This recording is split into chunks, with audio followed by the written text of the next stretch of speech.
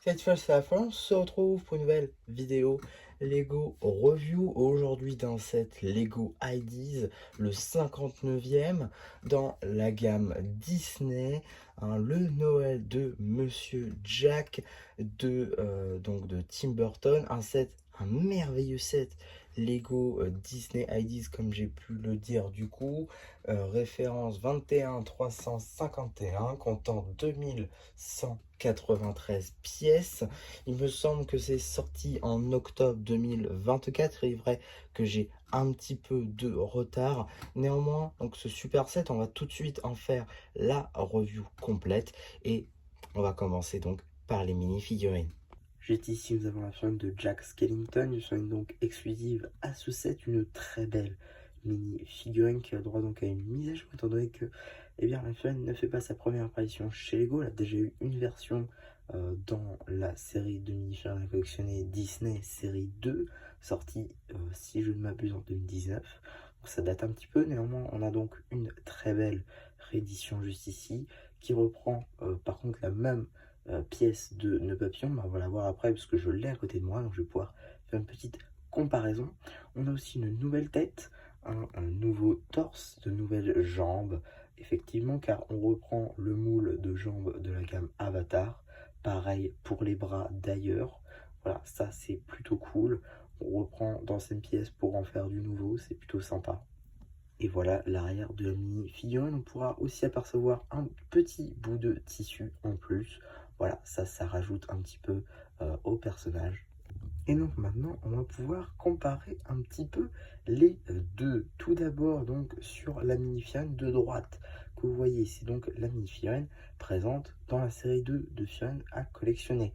On va pouvoir apercevoir de très belles impressions sur les bras, ainsi que sur le côté des jambes, ce qui n'est pas disponible sur la version du 7.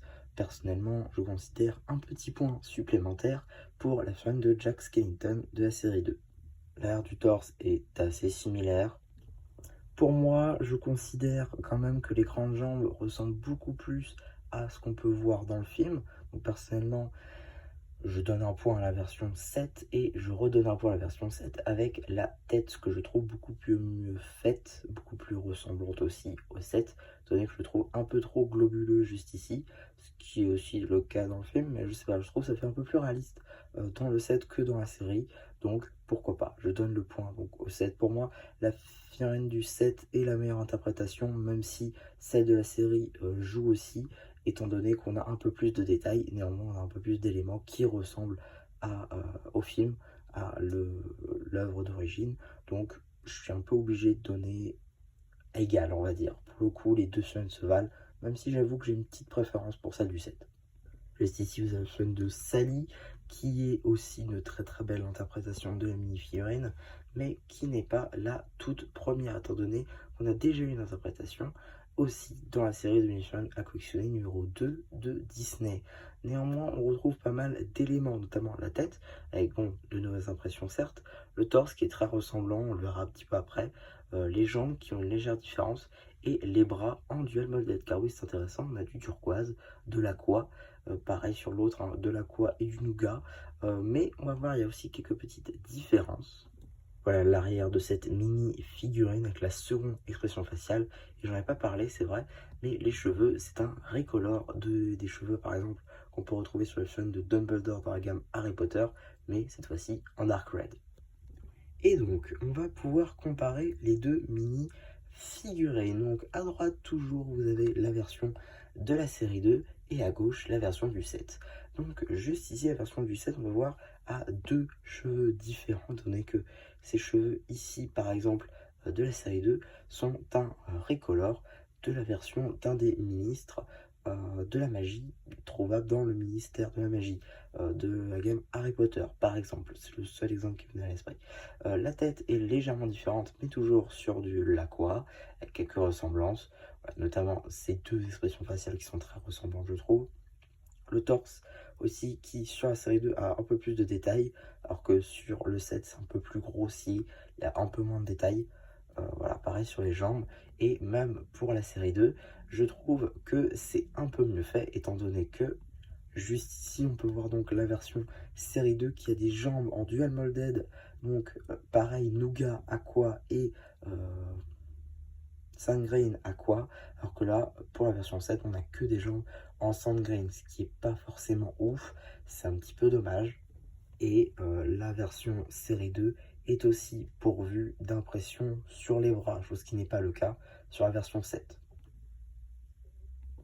La version 7 a elle aussi des impressions sur le côté des jambes par contre, et je trouve personnellement que les chaussures sont un petit peu mieux faites sur la version 7. Pareil de l'autre côté, hein. Voilà. Et même si ces petits détails sont la bienvenue, je considère quand même la série 2 comme étant la meilleure figurine des deux. Voilà, il n'y a pas photo, il y a plus de détails, du dual molded à gogo, voilà. On a aussi la mini-figurine du Père Noël, juste ici, donc avec un chapeau de Noël assez simple, une barbe à la Dumbledore, un nouveau torse, une nouvelle pièce de robe, ainsi qu'une nouvelle expression faciale. À l'arrière, on trouve la continuité de sa ceinture avec un petit sucre d'orge à l'arrière. Juste ici, si je retire la barbe, on va pouvoir apercevoir la première expression faciale, et aussi donc sous la barbe, on a une partie du torse avec des bonbons, comme s'il les avait cachés sous sa barbe, comme s'il les avait mangés. Voilà, c'est plutôt sympa, c'est un petit détail sympa. Nous avons aussi la seconde expression faciale juste ici, où il est un peu plus choqué. En termes d'accessoires, on aura droit à un petit sucre d'orge. Juste ici, nous avons donc la figurine de Locke qui est exclusive à ce set, même qu'un petit peu décevante en soi parce qu'il n'y a pas réellement beaucoup de détails. On a un torse sans impression avec des barres blanches, si tu veux, enfin bon, pas ça qui fait tout. Des jambes sans articulation rouges, donc elles sont fixes. La tête qui a deux expressions faciales, ça c'est plutôt cool. Et un recolor pour les cheveux, ça aussi c'est plutôt sympa. Un recolor d'ailleurs des cheveux qui vient de la figurine de l'imposteur par exemple, de la série 26. Et voici la seconde expression faciale. Juste ici, on a l'option de Barrel, qui est sans doute pour moi la mieux réalisée des trois, étant donné qu'on a un peu plus de détails. Mais je trouve qu'elle ressemble un peu trop au Joker, je sais pas, pour avoir vu des images, du coup, parce que je me souviens pas exactement du film, il faudra peut-être que je le regarde d'ailleurs. Les cheveux, ils sont pas verts, ils sont noirs. Enfin, je sais pas, ça me paraît plus logique. Enfin bref, ça donne une allure de Joker, je trouve. Enfin, pour ce qui est du torse, on a quelques petites impressions, comme s'il y avait des os comme ça, plutôt sympa, je trouve. Sur donc un torse en sun blue, ça aussi plutôt sympa, toujours des jambes sans articulation, une double tête, ainsi que des cheveux très joker, qui font encore plus sens avec cette deuxième tête tout à fait terrifiante. Voilà, c'est du grand art. Pas de détails à l'arrière du torse, ça c'est un petit peu dommage.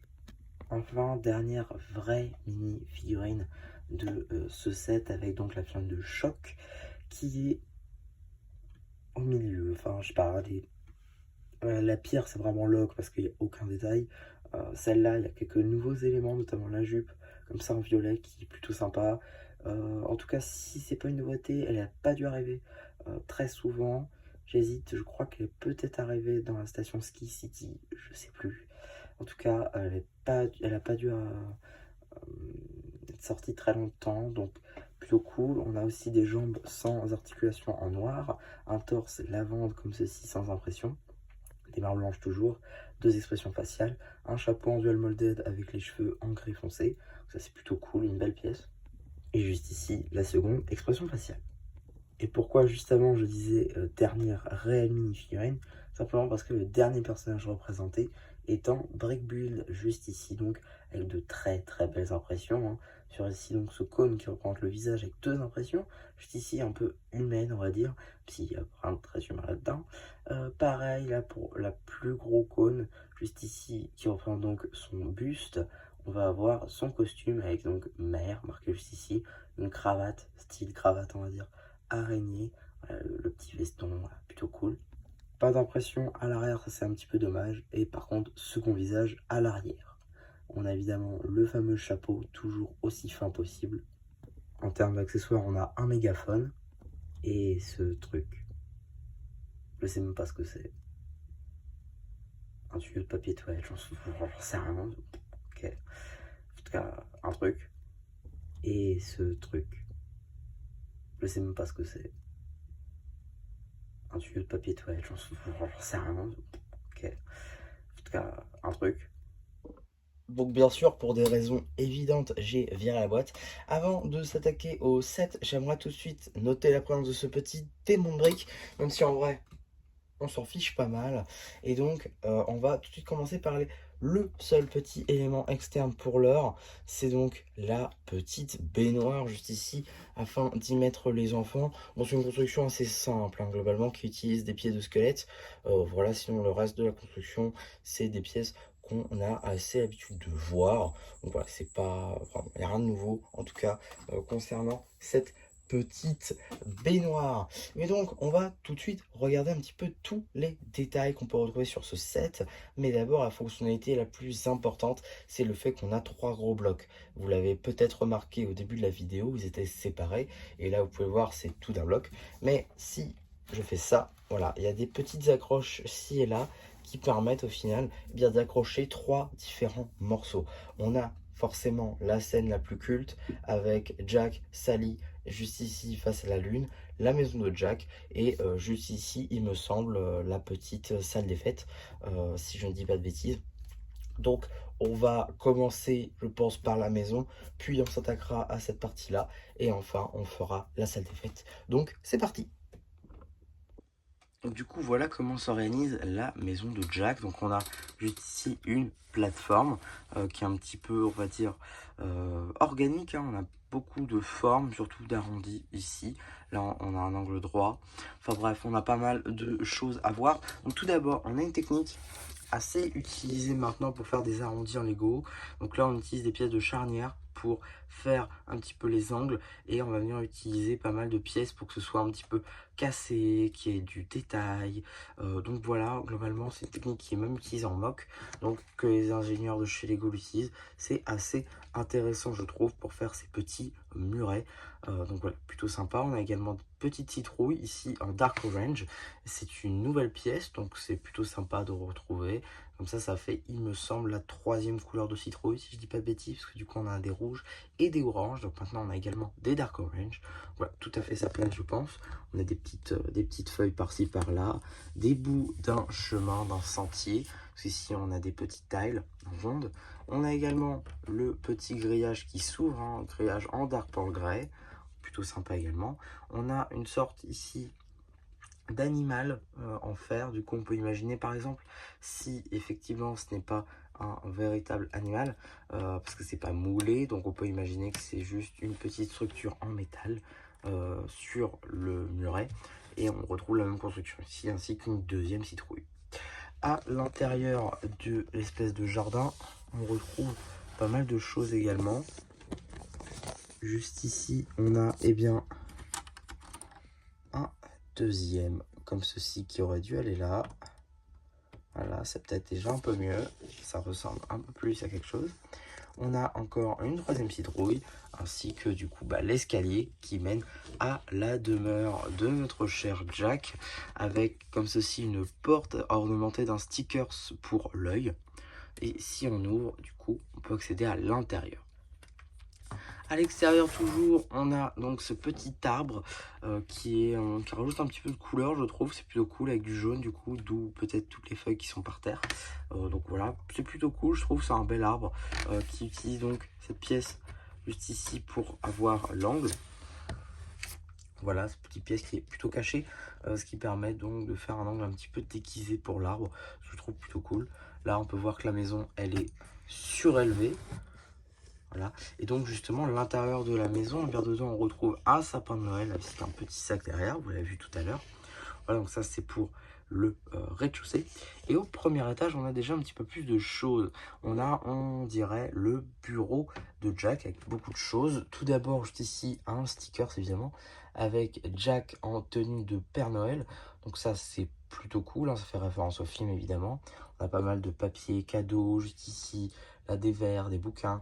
Là on a un tableau avec des structures, des formules mathématiques pour voler Noël, tout simplement. Faire en sorte que ce soit le pire Noël jamais passé. On a une sorte de télescope juste ici.